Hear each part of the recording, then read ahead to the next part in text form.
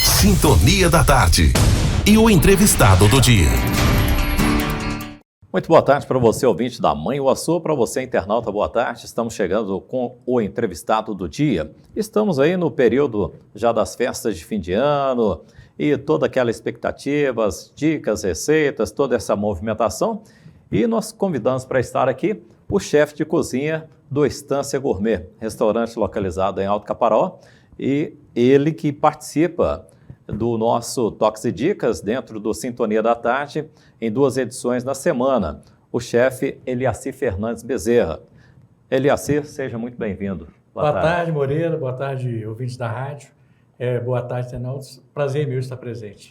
Vamos falar um pouquinho dessa trajetória. Primeiro, definir o que para você representa ser um chefe de cozinha. Hoje em dia tem um certo romantismo, né, em torno disso. Na verdade, a gente é cozinheiro, né? O chefe de cozinha é uma questão administrativa, né? Vamos colocar os pingos nos is, né? Então, a gente tem uma responsabilidade maior. A gente tem que ser cozinheiro, tem que também ter um poder de administração, né? E muita gente romantiza, é muito bonito, mas também é uma função muito pesada. Sem dúvida. Grande responsabilidade, nós vamos, inclusive, destacar daqui a pouco. E você é de qual município? Conta um pouquinho dessa trajetória. Eu nasci em Alto Jequitibá, né? Eu sou filho de Jequitibá, tive um período aqui em Manhuaçu também. Na minha infância, passei bem em Manhuaçu, na casa do meu tio, da minha avó, né? Então, eu tenho um certo laço com Manhuaçu, né? E, certo tempo depois, fui estudar fora, em Rio Pomba, fiz escola agrotécnica, né, agropecuária, que eu tive bastante contato com os produtos rurais, produtos agrícolas, alimentícios, que foi fundamental para a minha formação nessa área que eu estou hoje. Então, essa proximidade com as questões rurais, né, da agropecuária, agricultura, isso aí despertou essa questão, o interesse pela cozinha? Justamente, e também minha família também, minhas irmãs, tudo voltado muito para isso, né? Então, tem uma irmã minha que trabalhou sempre, mais velha, que trabalhou sempre com isso também. A gente é criado nesse ambiente, tem contato com a terra, tem contato com a agropecuária, né, com a agricultura. Então, a gente desperta mais, né? Fica mais atento.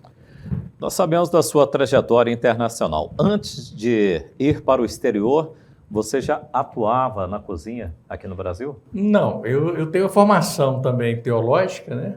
Então, eu trabalhei numa área teológica e também trabalhei com grandes projetos sociais no Brasil. No Rio de Janeiro, na área da Baixada Fluminense, em Queimados. Perfeito. E aí surgiu uma oportunidade para trabalhar na Europa. Conta como é que foi isso aí.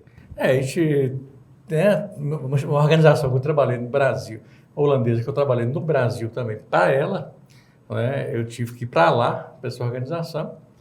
Depois eu parei com essa organização, fui trabalhar na IBM, trabalhei com o IT e comecei a ter alguns contatos com algumas pessoas, de grandes empresários,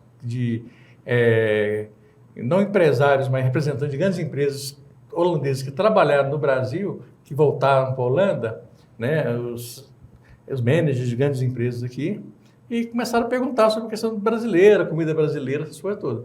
E eu comecei a fazer algumas coisas de brincadeira para suprir um pouco e acabei depois desenvolvendo. Fui estudar, fui me aperfeiçoar para mim crescer essa parte. Perfeito. E aí você permaneceu um bom período no exterior e como é que foi? Trabalhando em restaurante? Eu tive meu próprio restaurante, né, o Bossa Nova, que era um restaurante brasileiro. O nome sugestivo, né? Sugestivo, né? E também tive um restaurante balinês, né?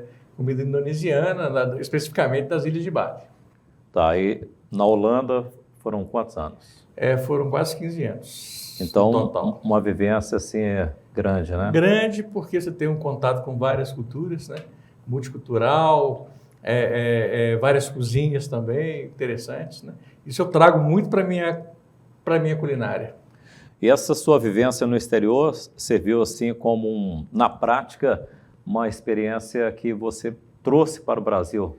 Eu trouxe para o Brasil bastante coisa, né? A questão técnica, a questão eu brinco muito com vários tipos de cozinhas. Manuseio. Né? Manuseio, faço a fusão de várias cozinhas, né? Então, eu trouxe muitos para cá. Mas também eu não deixo de ter um olhar especial para a nossa para a nossa cozinha brasileira e para os nossos ingredientes. A culinária brasileira é muito rica, né? É muito rica, né? Na verdade, nós temos aqui no Brasil um celeiro enorme, né? As possibilidades que nós temos no Brasil aqui em questão de produto alimentício é fora do comum, né? É difícil você ter tanta diversidade num país, como nós temos aqui. Sintonia da Tarde, com Moreira Lopes. No entrevistado do dia, estamos conversando com o chefe de cozinha Eliaci Fernandes e falando sobre a sua trajetória e também vamos conhecer as dicas, orientações para as festividades de fim de ano, daqui a pouquinho. Em termos aí da oportunidade de voltar para o Brasil, após 15 anos, como é que foi? Como que surgiu? Eu volto para o Brasil. A gente teve o Ronald, né? Nós somos amigos de infância de Alto Jequitibá, estudamos juntos, jogamos muita bola junto. E eu vim aqui uma vez de férias, estive conversando com ele. Ele disse que eu era chefe de cozinha na Holanda e tudo. E ali ficou aquela ideia, né? Não passou disso. Tomei um café lá com ele e tudo. Depois de certos anos, ele falou: eu estou começando um restaurante em Alto Caparaó e tal. Falei: mas que projeto que é e tal? E fui convidado para iniciar esse projeto lá em Alto Caparaó, que é o Estância Gourmet. Né? Aí passou um tempo, eu vim, começando desde o princípio lá, cheguei aqui, a obra já tinha começado, e a gente ficou mais um ano aqui treinando as pessoas, estudando a questão do conceito, né?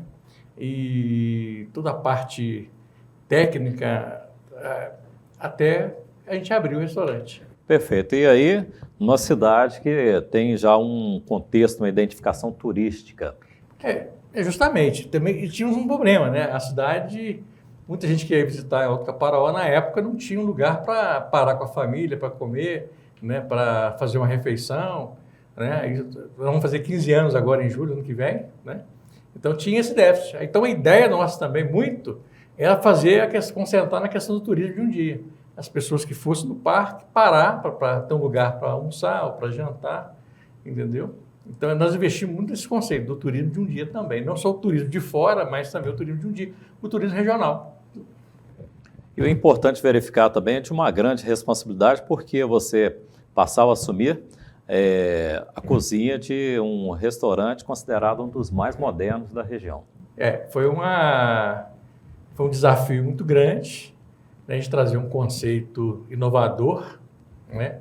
Arriscado para a época, né? Não foi fácil, mas a gente também manteve, a gente teve, naturalmente, como toda empresa, a gente teve que fazer alguns ajustes, mas a gente manteve bem fiel naquilo que a gente acreditava, naquilo que a gente propôs. E a grande força também do nosso restaurante foi a questão da cozinha autoral, né? Dos pratos que eu crio. Voltado pegando produtos da nossa região, eu, né, participando aí de alguns festivais e acabei ficando destacado por isso, que trouxe para a gente um grande reconhecimento. E nessa criatividade toda aí, você tem uma ideia de quantos pratos mais ou menos já foram possíveis criar aí?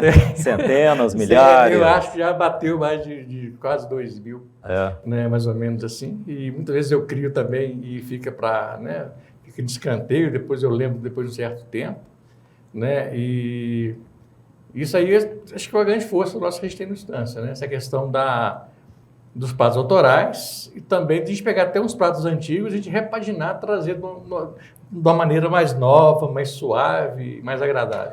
E aí culminou com o lançamento do livro Por Trás das Montanhas, Culinária dos Sonhos. Sim, aí eu falei assim, agora chegou o momento, apesar de muitas receitas aqui já serem publicadas, né?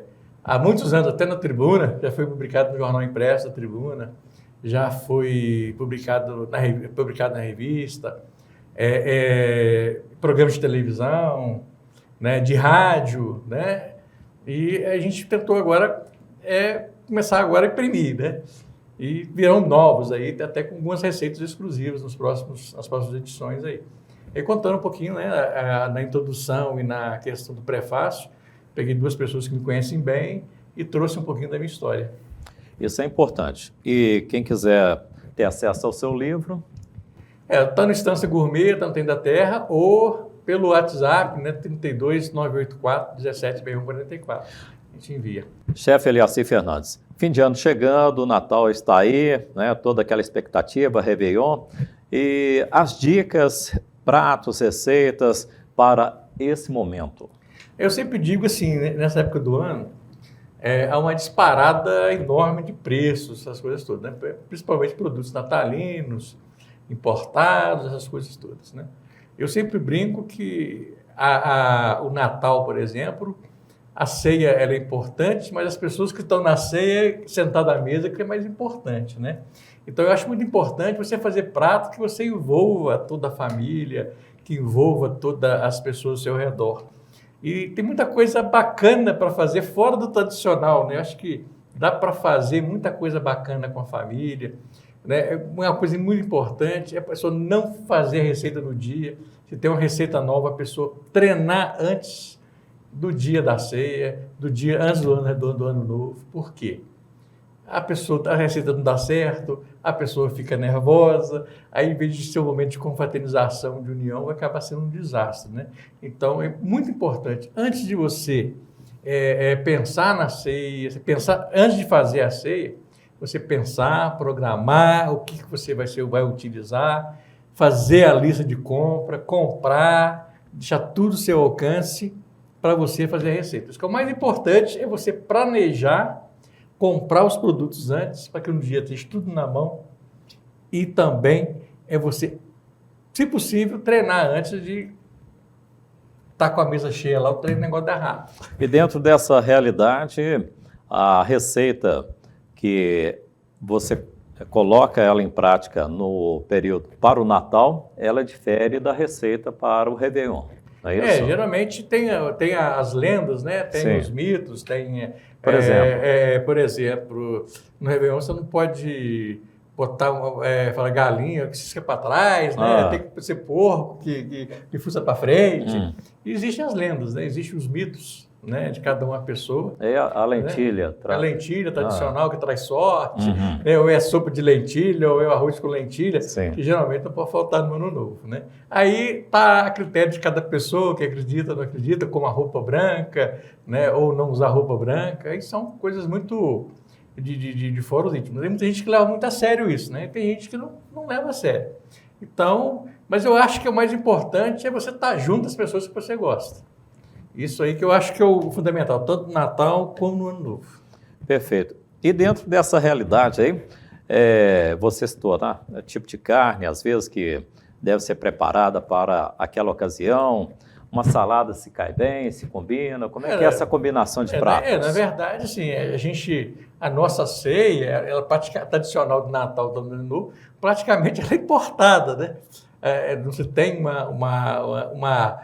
se trabalha muito a questão de uma ceia nacional, tanto no Ano Novo quanto no Natal, né? A gente importou a cultura americana ou a europeia para essas datas. Eu acredito que pelo período do ano, né, que é dezembro, janeiro, período de verão, uma boa salada cai muito bem. E principalmente que as pessoas que excedem um pouco da bebida e gostam de beber, a salada ela é importante, né? Até para questão de ficar mais saudável um pouquinho, né? O toque saudável e mais seguro. E o segredo também, o chefe Eliacir, que você sempre passa nas suas participações no Toques e Dicas, é que a pessoa use a criatividade, não é? Isso é importante, né? As pessoas têm que ousar um pouquinho na cozinha, experimentar, porque até a gente tem a técnica, a gente tem o conhecimento, mas a gente tem que ousar, a gente tem que tentar, tem que testar. Nem toda receita que a gente faz, a gente acerta na primeira, né? Isso aí é um mito, né? Sendo chefe de cozinha, ser um bom cozinheiro, um bom gastrônomo, tem receita que a gente apanha. Tem certas coisas que a gente tem que testar, tem que evoluir, tem que mudar, né? A questão da textura, a questão, né? Tem coisas que tem que ter mais crocância. Então, tem coisas que a gente tem que realmente testar, criar, tem que... Não tem medo, não. A gente observa que está em alta também o agridoce, né? O agridoce foi até interessante, né? Porque o agridoce, há 15 anos atrás, quem trouxe para a nossa região muito foi eu, né? Assim, a gente, no Instância Gourmet, aquela nossa mesa de entradas lá que sempre teve, um momento, hoje só mesmo em momentos especiais, né? A gente trouxe o agridoce até para os nossos pratos, né? E realmente, na época, foi um choque até, né? Até levei uma fama aí na cidade de Alto Caparaó que eu cozinhava com açúcar, né? Então, hoje, o agridoce já é febre nacional há muito tempo, alguns anos atrás, para cá. Mas isso aí sempre foi uma marca muito forte da minha culinária, a questão do agridoce.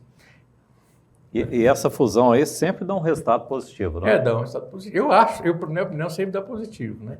Você saber equilibrar, usando de maneira certa, correta, sem que fique exagerado, é muito bacana ter um toquinho agridoce, meio picante. Eu brinco muito com isso. E a questão das massas, chefe, como é que é trabalhar preparo de massa, por exemplo, para essa ocasião? Se pensa nisso também? Eu acho importante, né? Até porque a massa é importante, tanto no Natal como no Ano Novo, né?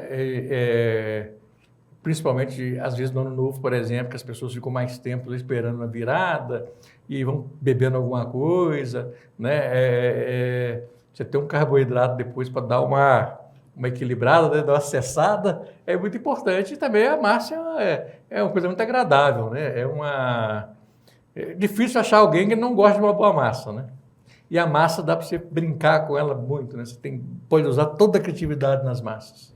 Perfeito. E, logicamente, que, conforme foi lembrado, vale muito a criatividade, você ouvinte que nos acompanha, que o Natal realmente seja de união, né? A proposta é essa, Isso é né? importante. Você lembrou, o que vale mesmo são as pessoas que estão ali. Com certeza. A gente não pode perder nunca essa dimensão, né? Eu acho que é o centro, é importante você estar na mesa com as pessoas que você gosta, com a sua família, com seus amigos. Acho que isso aí que é o auge do Natal, né? A questão da celebração. E o brasileiro, né? A nossa cultura latina, não se celebra, não há encontro sem uma boa mesa, né? Isso faz parte da nossa cultura latina e da nossa cultura brasileira e também da nossa cultura regional, né? A nossa cultura regional, dificilmente você pode sair de uma visita sem ter sentado à mesa. Ou você vai ter uma mesa repleta de quitutes, né? Que a gente tem que resgatar isso também na nossa cultura regional, com nossos famosos quitutes aí, as nossas guloseimas, né? Que no passado eram muito fortes. E uma boa refeição, né? Dificilmente você vai na casa de uma pessoa, você tem que tomar pelo menos um café com alguma coisa, né? Uma broa, né? Um biscoito polvilho. Então, as nossas quitandas, que eu quero lembrar esse nome, né? As nossas quitandas regionais, que nós precisamos resgatar isso aí a nível regional. Perfeito. Queremos agradecer a sua participação, as dicas e poder também estar aí conhecendo um pouco mais da sua história e sua trajetória. Eu que agradeço pelo convite, né? E desejo a todos aí um Feliz Natal, um Feliz Ano Novo. Muito bem. E assim, nós conversamos com Eliacir Fernandes Bezerra, chefe de cozinha do restaurante Estância Gourmet, ele que participa toda semana em 2 edições do Sintonia da Tarde, dentro do Toques e Dicas, com receitas espetaculares. Se você ainda não acompanhou as receitas, deve acompanhar sempre segunda e quinta-feira no Sintonia da Tarde, às 2h15. E hoje, no entrevistado do dia, nós tivemos essa oportunidade de trazer aqui a sua participação. Para você, ouvinte da Mãe Uaçu, uma boa tarde. Para você, internauta, muito boa tarde. Sintonia da Tarde. E o entrevistado do dia.